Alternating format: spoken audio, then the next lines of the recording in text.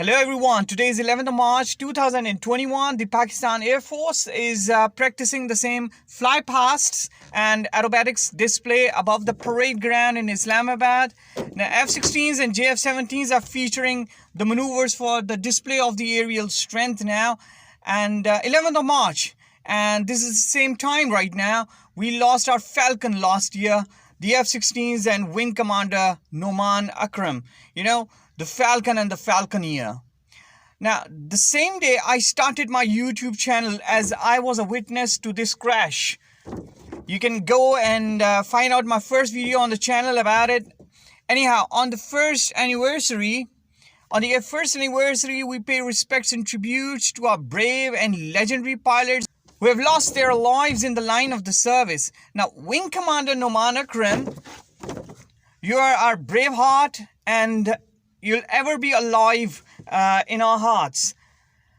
The Pakistan Air Force has learned from the past year, and as I see the practicing of the maneuvers that is going on by the F-16s and the F-17s in solar display and all the fighters and surveillance planes fly past, I see that there is a further addition of 1,000 feet or so from the previous practice of such aerobatics in the past, to grant the jets and the planes that extra room of recovery in case something goes wrong.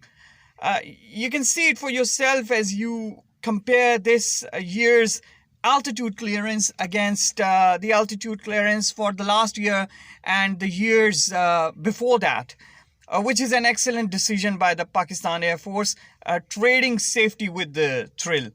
Dear viewers, though these aerobatics look spectacular, thrilling and a source of pride for the nation, we tend to forget that these maneuvers solo to the ground are extremely hard and risky, and show the extreme pressure and force the jets and its pilots could take in combat situation.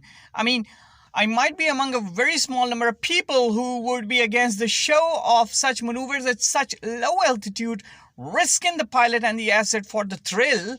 It had not just been Noman Akram, but many of the pilots of many nations had been a victim of the notorious split-S maneuver at low levels.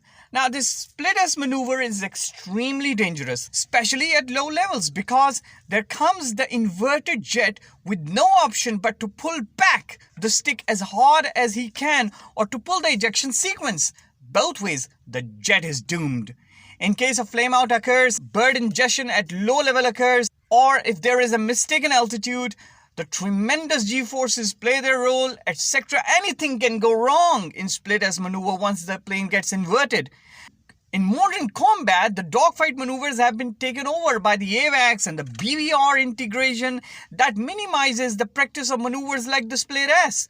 In my next video, I shall try to compile the stories from around the world where the pilots and their jets had been a victim of this particular maneuver, the split-S. Till then, I'm signing off.